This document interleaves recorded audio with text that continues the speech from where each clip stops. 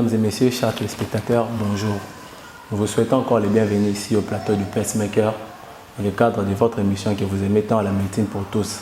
Une émission qui a été conçue pour vous, une émission qui a été conçue pour la santé, conçue pour vous informer des connaissances de la médecine dans le but de vous éloigner de l'ignorance et de promouvoir la santé.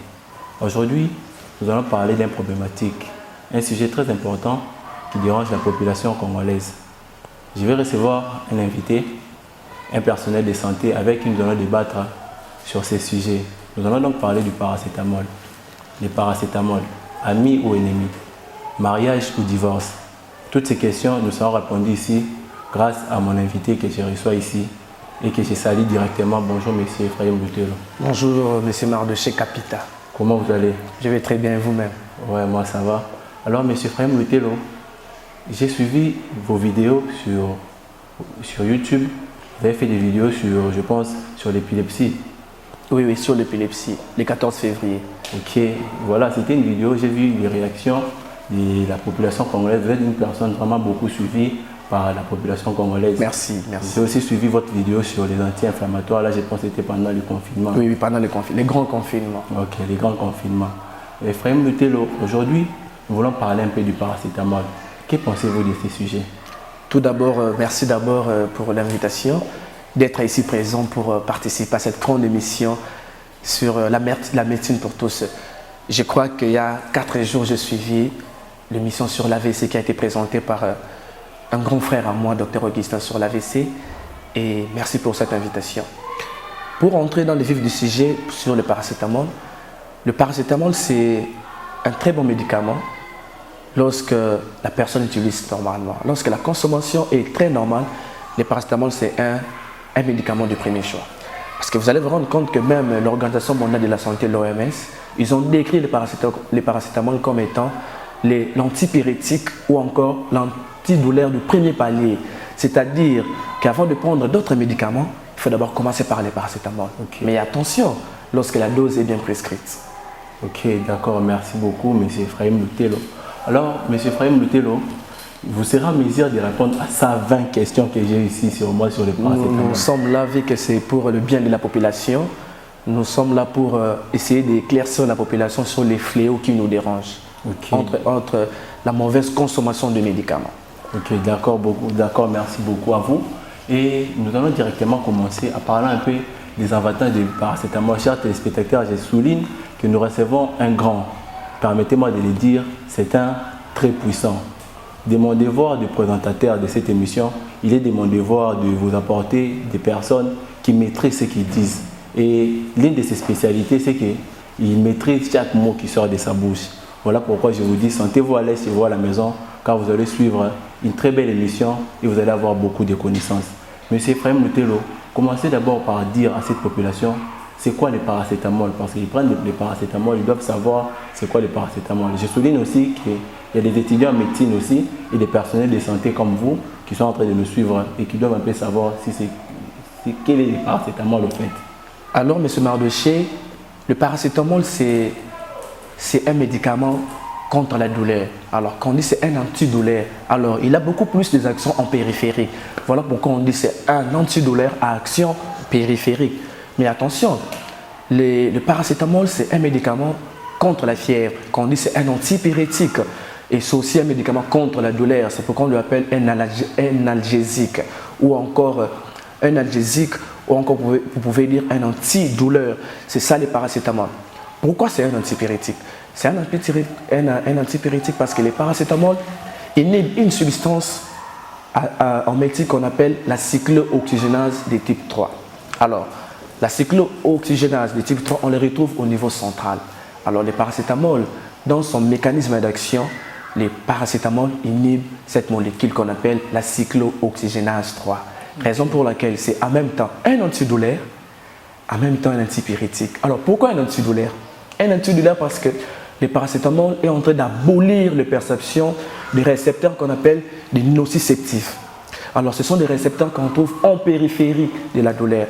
Vous savez, je me rappelle quand j'étais enfant, quand j'ai joué au foot, à chaque fois qu'un ami m'administrait les coups, je rentrais à la maison, ma mère me donnait le paracétamol. Et en grandissant, en faisant la médecine, on s'est rendu compte, pourquoi nous donner les paracétamol? Parce que les paracétamol inhibent aussi, donc il est en train d'abolir les perceptions de la douleur, des récepteurs nociceptifs. En quelque sorte, voilà ce que nous pouvons éclaircir sur les paracétamol. Ok, d'accord, merci beaucoup. Vous avez dit que c'est un antidouleur, un antipyrétique. Chers téléspectateurs, vous comprenez que le paracétamol, c'est un médicament qui vous aide contre la fièvre et aussi contre les douleurs. Mais, monsieur Ephraim Lutelo, il existe une différence entre les paracétamol et les médicaments que je vais vous citer maintenant. Et l'Ibicap, l'aspirine, Doliprane, les Socomol et les Relief. Il existe-t-il une différence? Oui, il y a une très grande différence. Les Doliprane, c'est le paracétamol. Okay. Le paracétamol est vendu actuellement, selon nos études, plus de 400 millions de boîtes dans notre pays, la RDC. Le paracétamol est vendu sur le nom de Doliprane. Vous avez les Dafalgan. Okay. Vous avez, ce sont des paracétamol. Mais il y a une très grande différence parce que la population confond beaucoup plus les choses entre le paracétamol, l'Ibicap et l'aspirine. Il y a une très grande différence entre le paracétamol et l'aspirine. L'aspirine, ce sont des anti-inflammatoires non stéroïdiens. Mais attention, tous ces médicaments vous donnent le même objectif. Parce que vous pouvez prendre l'aspirine, ça va abolir aussi la douleur, ça va empêcher la douleur. Et vous pouvez prendre aussi les paracétamol, ça empêche la douleur. Oui, ils ont tous le même mécanisme d'action. L'objectif, c'est empêcher la douleur, empêcher la fièvre. Mais ce ne sont pas les mêmes médicaments parce que le paracétamol est anti-inflammatoire parce que ça inhibe la cyclooxygénase 3. Mais ce n'est pas un anti-inflammatoire. Mais l'aspirine, c'est un anti-inflammatoire non stéroïdien.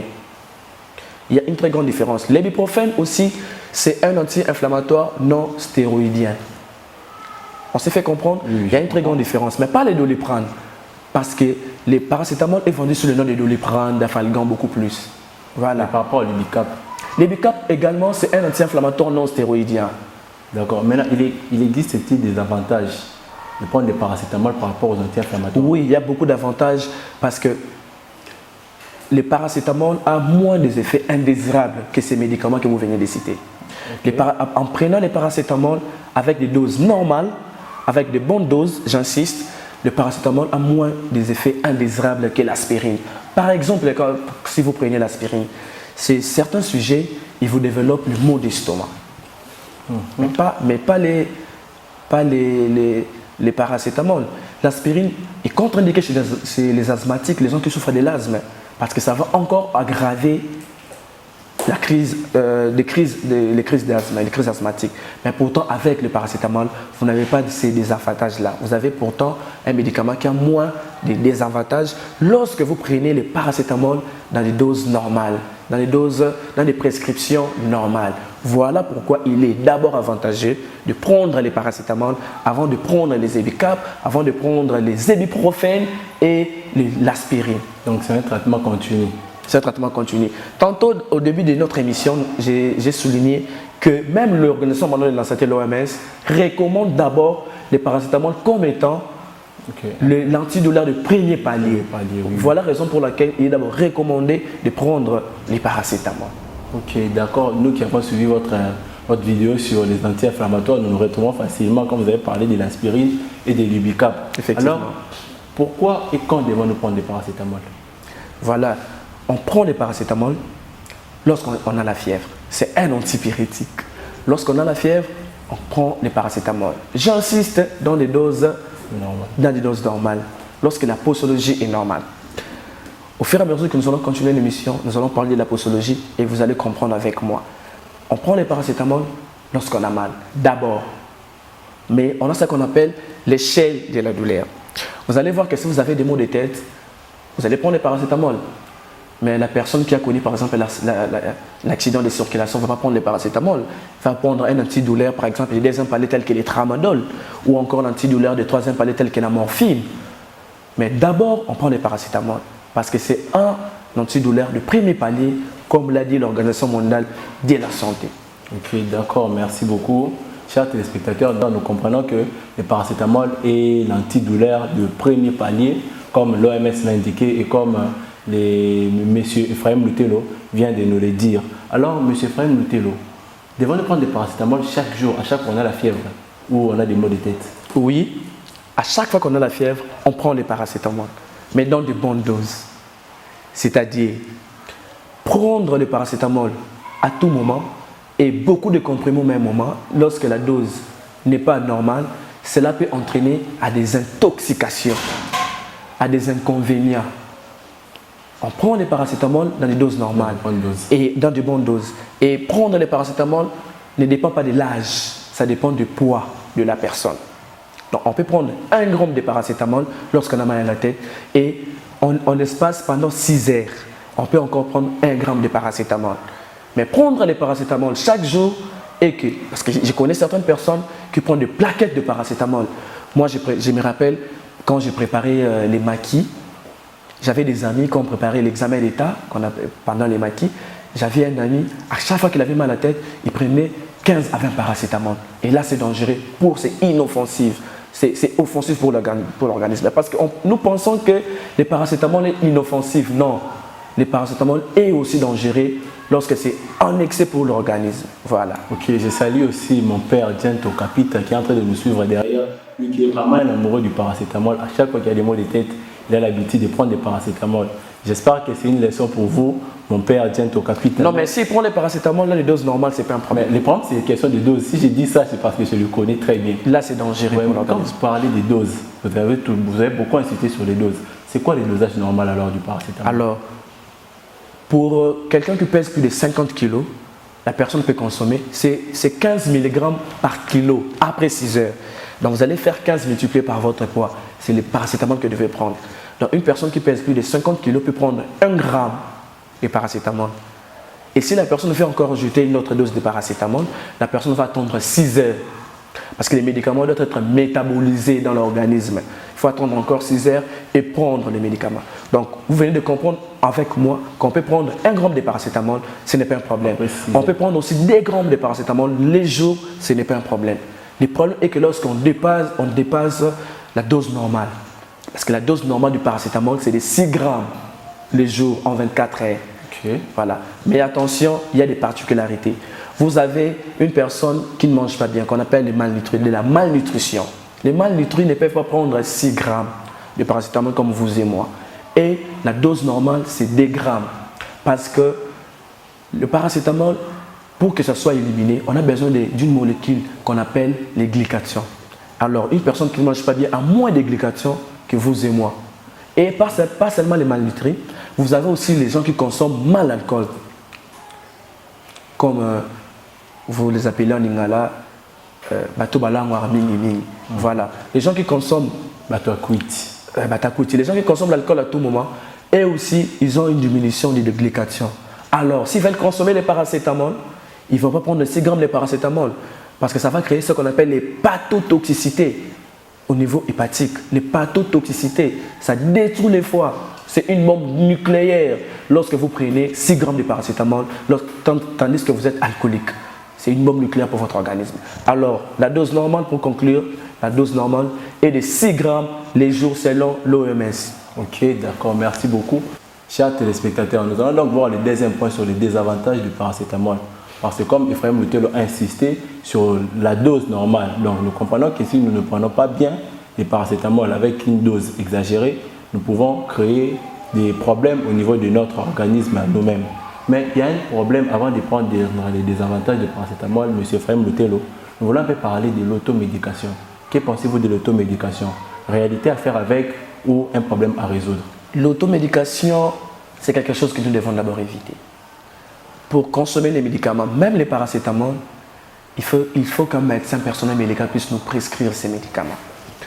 Parce que la personne qui nous prescrit les médicaments connaît les avantages ainsi que les désavantages d'un produit quelconque, d'un médicament quelconque. L'automédication, c'est quelque chose à ne pas encourager. Vous pouvez prendre les paracétamol à la maison, vous prenez des grammes, vous prenez 3 grammes, 4 grammes. Pourtant, vous avez un problème au niveau du foie. Pourtant, ces paracétamol subit une dégradation au niveau hépatique, au niveau du foie. Cela veut dire que vous allez encore vous enfoncer davantage. Raison pour laquelle l'automédication, c'est quelque chose qu'on ne doit pas encourager. Là, c'est la responsabilité de notre pays. L'État congolais doit veiller sur ça parce que dans nos pharmacies, vous allez voir même des pharmaciens qui ne sont pas des personnels, qui ne sont pas des médecins parce qu'un pharmacien n'a pas le droit de prescrire. C'est un médecin qui a le droit de prescrire. Mais ici, les pharmaciens sont en train de nous prescrire les médicaments. Et mais là, tu peux prendre ceci. Non, L'automédication, c'est quelque chose qu'on ne doit pas encourager. On ne doit pas encourager. C'est quelque chose qu'on doit bannir de notre société. Ok, Et surtout à Kinshasa, parce que c'est fréquent, surtout à Kinshasa. C'est vraiment fréquent. Je vais parler un peu. Tu peux te réveiller un bon matin comme ça à la maison, nous retrouvons ça. Nos parents sont devenus des premiers médecins. Tu te réveilles, tu as des maux de cou et des mal à la tête. Il commence, ton père ou ta mère, il te dit directement, attaquant mon balamon, on a kini. Il dit ça calmement, il dit que voilà, c'est la malaria. Il a déjà diagnostiqué. C'est quelque chose qu'on doit bannir de notre société.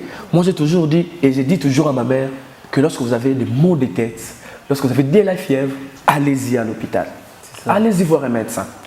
Vous ne pouvez pas être là, comme tu l'as signifié, attaquer sa malaria, attaquer avec la quinine. Non, vous connaissez les effets indésirables de la quinine.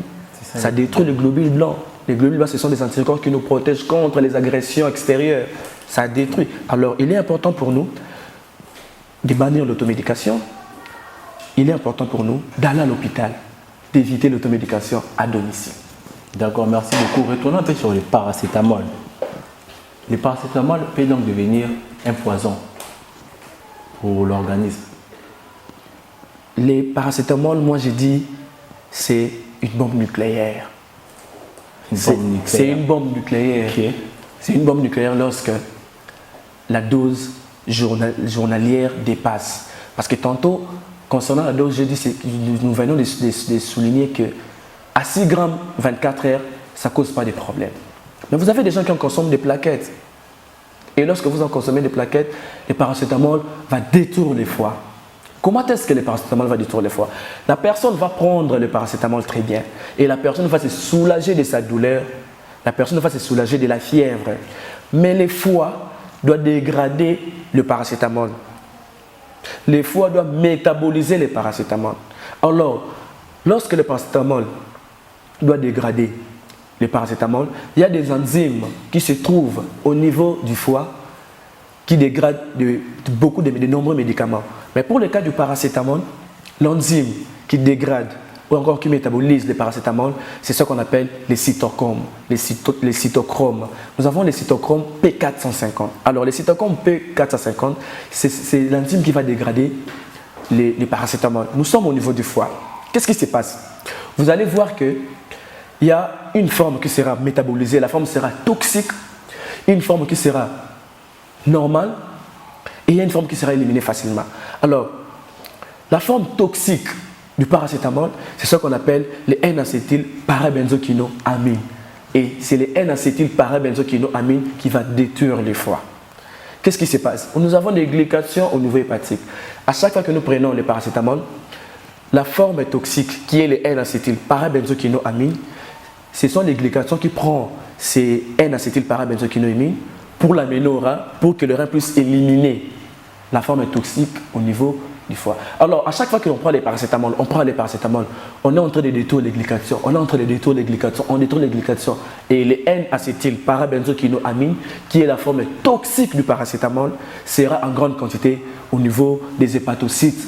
Les hépatocytes, ce sont des cellules qu'on retrouve au niveau du foie. Et cela va créer ce qu'on appelle l'insuffisance hépatocellulaire.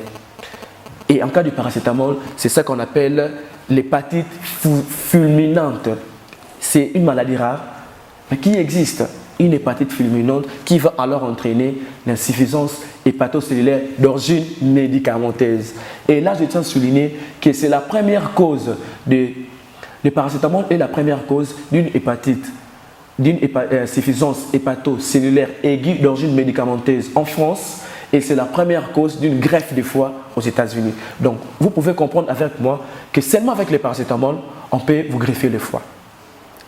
Okay. Seulement avec le paracétamol qui coûte 500 francs, pour que vous puissiez avoir la solution à vos problèmes, il va vous falloir la greffe de foie. Et nous sommes à Kinshasa, nous sommes au Congo, avec notre médecine. Cher M. Mardoché, greffe de foie. Déjà, l'État congolais n'a pas encore voté sur l'achat des organes avec des cadavres, tout ça.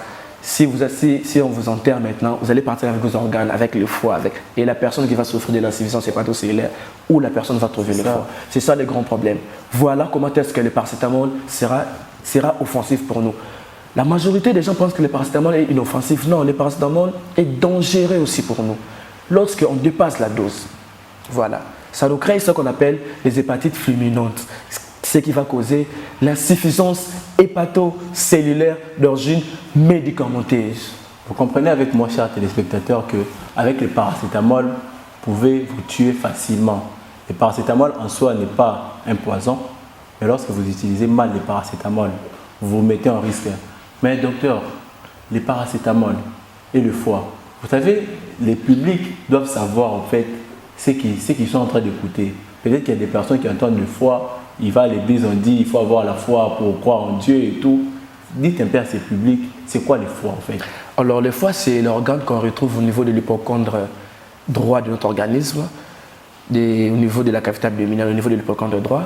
Alors le foie, comme nous parlons du paracétamol, c'est l'organe qui métabolise les médicaments. Nous appelons ça en médecine les passages l'effet du premier passage hépatique. Cela veut dire que lorsque nous consommons les médicaments, ça passe par les foies. Donc son rôle dans ce contexte, c'est métaboliser les médicaments. Et c'est lui qui transporte aussi les médicaments pour l'amener au rein. Raison pour laquelle, lorsque vous avez l'insuffisance hépatocellulaire, vous avez aussi à 70%, beaucoup de gens font aussi au même moment l'insuffisance rénale. Parce que lorsque les foies ne fonctionnent pas, les reins aussi ne vont pas fonctionner. Pourquoi? Parce que c'est les foies qui doivent métaboliser les médicaments pour l'amener au rein, pour que les reins puissent s'éliminer.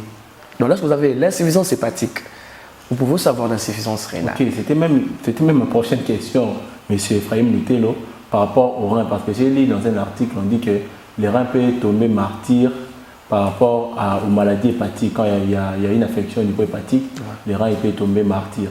Donc, avec le paracétamol, nous comprenons que on tire et le foie et les reins. Et les reins, oui, mais les reins beaucoup plus lorsque vous avez déjà la personne qui souffre de l'insuffisance rénale, par exemple, parce que le paracétamol doit être éliminé par les reins. Mais lorsque vous avez la personne qui souffre de l'insuffisance rénale, cela veut dire que le rein ne sera pas bien éliminé les paracétamol. Alors, le taux de paracétamol va toujours augmenter dans l'organisme. Cela va faire ce qu'on appelle, ça va augmenter les surdosages. La personne va se surdoser pour rien et ça sera toujours dangereux. Encore pour les foies et en même temps pour les reins. D'accord. Monsieur Ephraim Lutello, comme on parle des avantages de paracétamol, j'ai lu dans un article, on a dit que le paracétamol peut causer, et à 60% la cause des maladies cardiaques, des maladies cardiovasculaires. On parle de l'infarctus du myocarde, communément appelé crise cardiaque.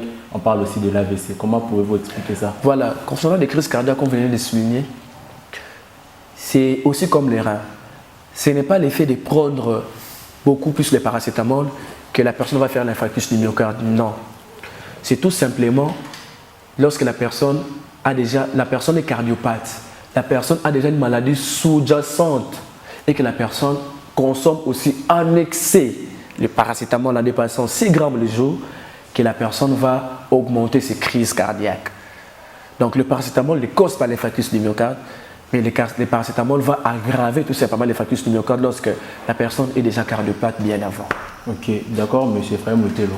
M. Ephraim Lutello, le paracétamol et les poumons, mariage ou divorce? Les deux. Divorce parce que le paracétamol est éliminé par les glycations et les poumons, il y a une partie du poumon qui produit aussi les glycations. Et les glycations au niveau pulmonaire n'ont pas le même rôle qu'au niveau hépatique. Au niveau pulmonaire, c'est comme une barrière. Ça protège contre la fumée, contre la poussière. Vous pouvez être en cours de route, vous allez avoir les réflexes de la toux directement. Mais quand vous prenez ces paracétamol, les paracétamol en excès, bien sûr, il faut toujours spécifier en excès, parce que dans les doses normales, le paracétamol est bon. Il est recommandé. En excès, le paracétamol va empêcher les glycations et il n'y aura plus rien qui va protéger le système respiratoire. Donc, une personne peut présenter des maladies respiratoires. La personne peut présenter les maladies respiratoires. Juste parce qu'il prend le paracétamol dans une mauvaise dose. Oui, mais comme nous sommes sur le système respiratoire, nous avons des gènes qu'on appelle les GSTP1 et les GSTPD. Ce sont des gènes que si la personne a des gènes qui présentent des gènes à la GSTP1, la personne peut faire l'asthme facilement. Le paracétamol va aggraver l'asthme. Ok. Oui, le paracétamol aggrave l'asthme. Mais pas c'est toute personne qui est asthmatique, non. La personne souffrant de l'asthme, le paracétamol n'aggrave pas. Mais c'est la personne qui a l'asthme qui présente les gènes, les GSTP1. Le paracétamol peut aggraver l'asthme. D'accord, chers téléspectateurs. Donc, vous comprenez que vous avez votre patient asthmatique comme Ephraim Luté le vient de préciser ici, que bien qu'il s'agisse des patients asthmatiques bien particuliers, mais les paracétamol peuvent aussi aggraver l'asthme. Ephraim Lutelo, que pensez-vous de ces trios? Je pense que vous avez déjà parlé de ça, mais je vais insister pour intéresser plus la population congolaise, surtout ici à Kinshasa, où c'est un peu la capitale de l'ambiance en fait. Que pensez-vous de ces trios? L'alcool, le foie et le paracétamol. C'est une bombe nucléaire, comme je l'ai souligné. C'est une bombe massive. L'alcool, c'est le premier ennemi du foie.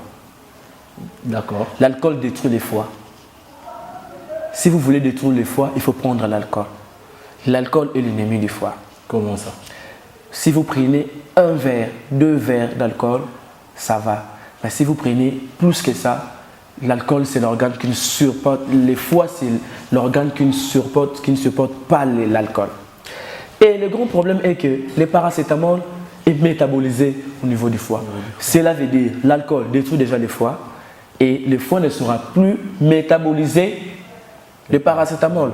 Pourtant, comme j'ai expliqué, dans la dégradation ou le métabolisme du paracétamol, vous avez le métabolisme qui est inactif qu'on appelle le métabolisme toxique, le N-acétylparabenzochimie. Cela veut dire que si vous prenez beaucoup plus de l'alcool, vous détruisez d'abord les foies, vous détruisez les glycations et vous prenez encore le paracétamol en excès, vous détruisez encore les foies parce que vous allez avoir beaucoup de N-acétylparabenzoquinoamine qu'on appelle les NACI. Le N-acétylparabenzoquinoamine qui est l'ennemi du foie, qui est toxique, qui est le foie, et c'est ça qu'on appelle la mort cellulaire, gamme vert. Vous allez détruire tout simplement le foie. Donc ce trio, alcool, foie, paracétamol est très dangereux. Mais si vous prenez, vous pourrez aussi prendre les paracétamol en état alcoolique, mais une bonne dose. Ne dépassez pas 2 grammes en 24 heures. D'accord. Prenez 1 gramme, attendez 6 heures après, prenez encore les 1 gramme. Ne dépassez pas les 3 grammes parce que vous allez détruire le foie. Le foie sera incapable d'éliminer, de métaboliser les paracétamol et le paracétamol ne sera pas libéré par les reins. Vous allez causer l'insuffisance hépatique et l'insuffisance rénale. D'accord, chers téléspectateurs, vous qui avez l'habitude de prendre l'alcool, vous avez compris par Ephraim Lutelo que l'alcool détruit les foies, détruit votre foie. Et l'alcool en détruisant votre foie, le foie ne pourra donc pas métaboliser les paracétamol. Donc c'est une bombe nucléaire comme l'a souligné M. Ephraim Lutelo. M. Ephraim Lutelo, pour nos mamans et nos parents hypertendus, il n'y a pas un lien entre les paracétamol et l'hypertension artérielle? Si, il y a des études prouvées par une franco-danoise, Madame Hélène. Si vous tapez sur PubMed, les gens qui aiment les recherches, vous allez voir la franco-danoise qui a publié. Selon ces études, le paracétamol augmente la tension artérielle. Okay. C'est une étude qui a été démontrée, c'est une étude qui a été prouvée que le paracétamol, il faut toujours souligner, j'insiste, les paracétamol en excès. Parce que ce n'est pas l'effet de prendre les paracétamol aujourd'hui, demain 1 gramme, demain 1 gramme, que vous allez avoir tout ça, non. De prendre aussi avec des doses élevées. Parce qu'il y a beaucoup de médicaments actuellement, si vous regardez les publicités des médicaments, 70% des médicaments, attention, ces médicaments contiennent du paracétamol. Ces médicaments contiennent du paracétamol. Même en cas de rhinite, en cas de beaucoup de maladies inflammatoires, nos médicaments contiennent du paracétamol. C'est pourquoi il faut toujours avoir la prescription d'un médecin. L'hypertension artérielle avec les paracétamol, il y a un lien. Les paracétamol augmentent la pression artérielle. C'est une étude qui a été démontrée par une franco-danoise, Mademoiselle Hélène, en 2019. Sur PubMed, il y a cette étude.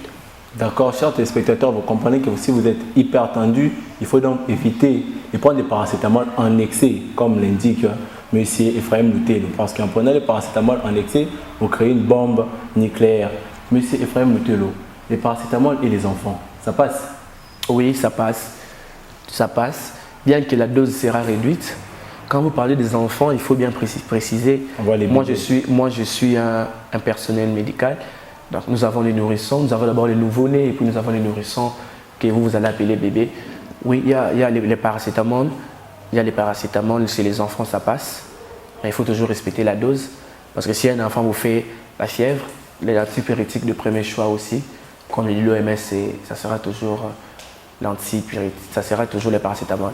C'est pourquoi j'ai dit au début de l'émission, nous avons souligné au début de l'émission que la dose de paracétamol ne dépend pas de l'âge, mais du poids de la personne. Okay. Vous avez un enfant de 12 ans qui vous pèse 70 kg. Vous n'allez pas donner à cet enfant 500 mg de paracétamol, vous allez donner à cet enfant 1 gramme de paracétamol. Et après 6 heures, vous allez encore ajouter 1 gramme de paracétamol. Ok, d'accord, je comprends parce qu'à la maison, nos parents ont l'habitude, quand on est enfant, ils vous donnent des paracétamol. Peu importe les médicaments, ils divisent directement en deux, vu qu'on a dit ici que les parents deviennent les premiers médecins à la maison avec le système automédication. Voilà pourquoi sur la posologie, vous avez 15 mg par kilo de poids. Cela veut dire que vous prenez 15 mg, vous multipliez par votre poids et vous donnez les médicaments. Ok, d'accord, merci beaucoup. Et les paracétamol chez les femmes enceintes? Les paracétamol chez les femmes enceintes, pas de problème. Pas de problème. Les paracétamol chez les femmes enceintes, ça passe très bien. Une femme enceinte peut prendre du paracétamol. Et avec une dose de chérie, ça ne va pas causer des problèmes chez notre futur bébé? Tout ce qui est un excès, nuit. Okay. C'est pourquoi on dit souvent en français tout excès nuit. Donc, une femme enceinte doit prendre des paracétamol normalement, mais avec prescription médicale. La femme enceinte doit appeler son obstétricien, son gynécologue, non voilà, j'ai des céphalées, j'ai des maux de tête, je peux prendre des paracétamol, le médecin prescripteur va dire voilà, prends 1 gramme, prends 500 mg, ainsi de suite. Si on parlait des anti-inflammatoires non stéroïdiens, là nous allons dire que c'est très dangereux vers la fin de la grossesse parce que ça inhibe la prostaglandine et la prostaglandine c'est là pour des contractions. On a besoin de prostaglandine pour des contractions chez la femme enceinte. Mais vu comme on parle des paracétamol, dans les doses normales, oui, la femme enceinte peut prendre des paracétamol.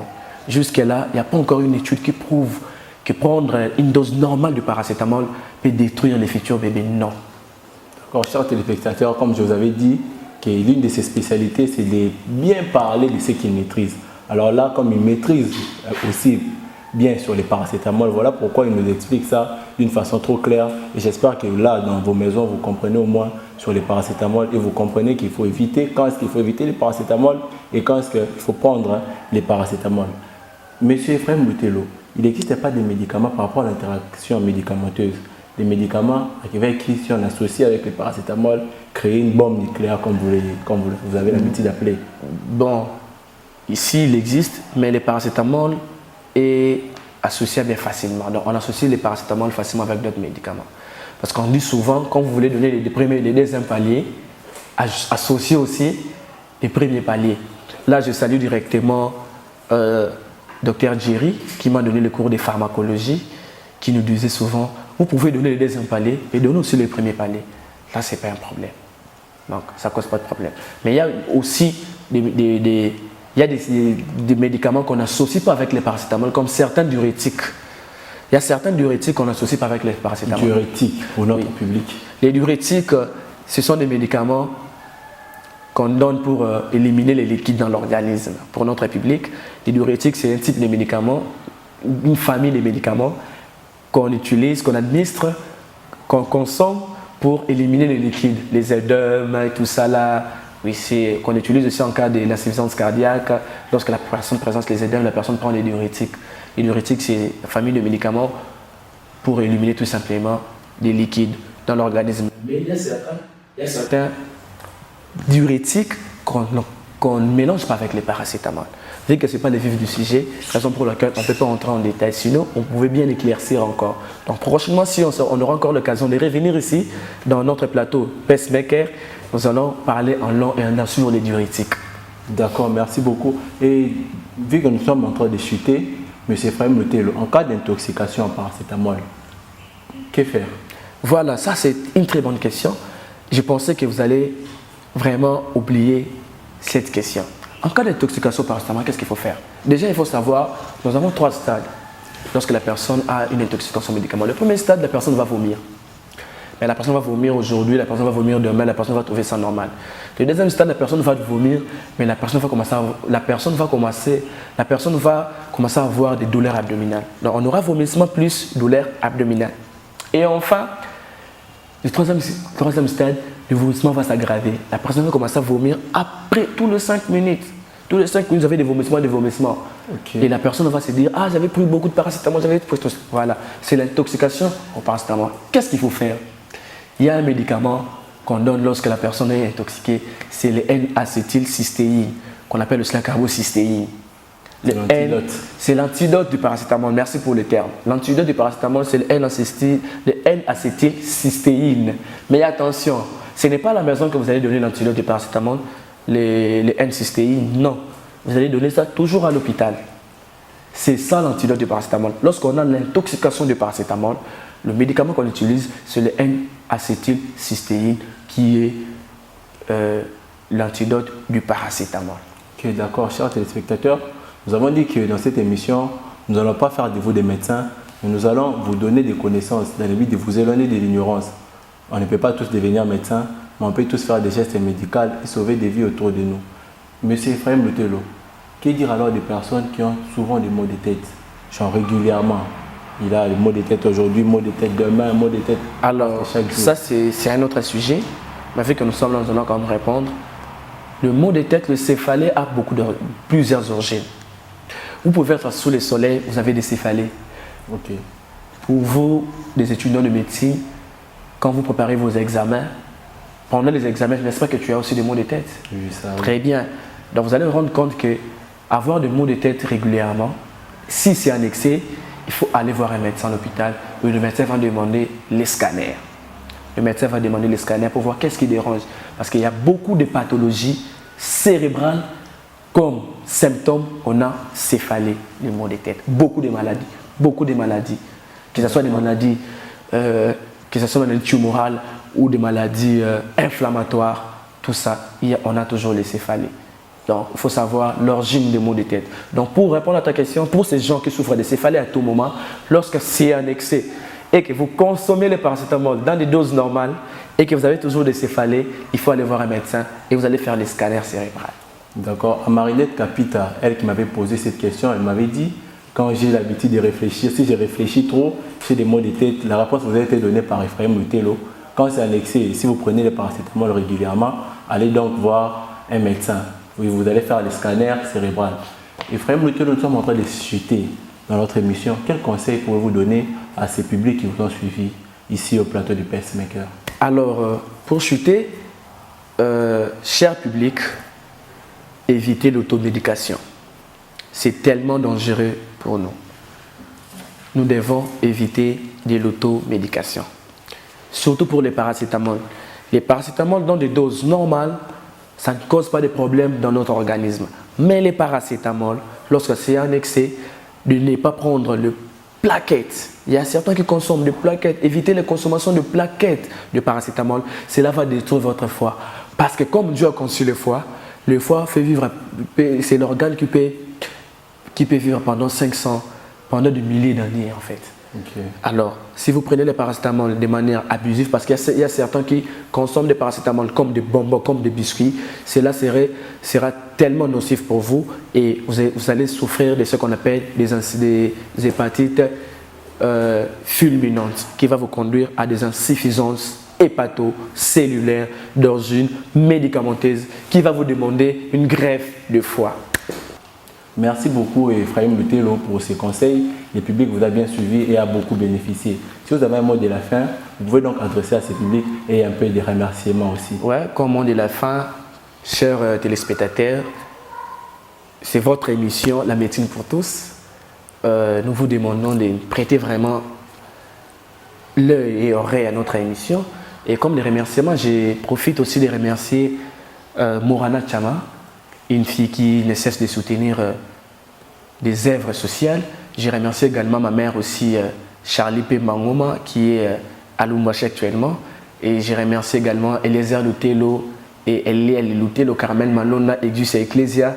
Je remercie tout le monde pour ne pas aussi oublier. Je remercie mon vieux qui nous a toujours soutenus. C'est mon vieux Papi Moma de B1 Music.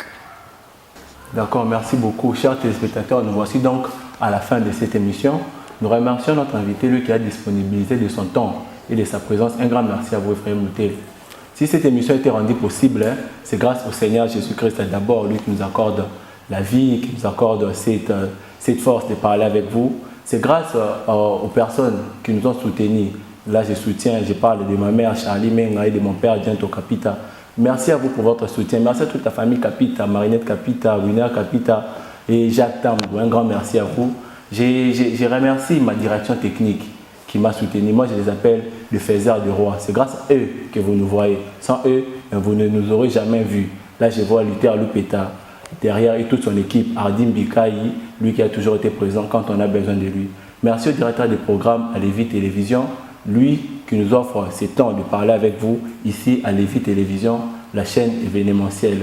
Un grand merci au président Luc qui nous offre ce beau cadre au sein de l'école des Rochers à la 10e rue Limité industrielle. Un grand merci à vous, les téléspectateurs, vous qui nous suivez de partout, Bandundu, Lubumbashi, Bakongo, Kinshasa, là je vois Nestor Kando, José Niemboa, je vois Naomi Mikala, Fabien Dissoubi et Divin Tikala, lui qui nous suit depuis Kisantu. Un grand merci à vous. Nous appelons les sponsors, vous qui aimeriez soutenir cette émission. Nous avons nos portes grandement ouvertes qui est là. Nous allons vous accueillir à bras ouverts. Vous qui voulez faire la promotion de vos produits, notre émission est là pour vous. Un grand merci à vous. Nous nous retrouvons donc prochainement, un prochain jeudi, ici au plateau de Pacemaker dans le cadre de notre émission La médecine pour tous. Je remets donc l'antenne à Lévis Télévision, la chaîne événementielle.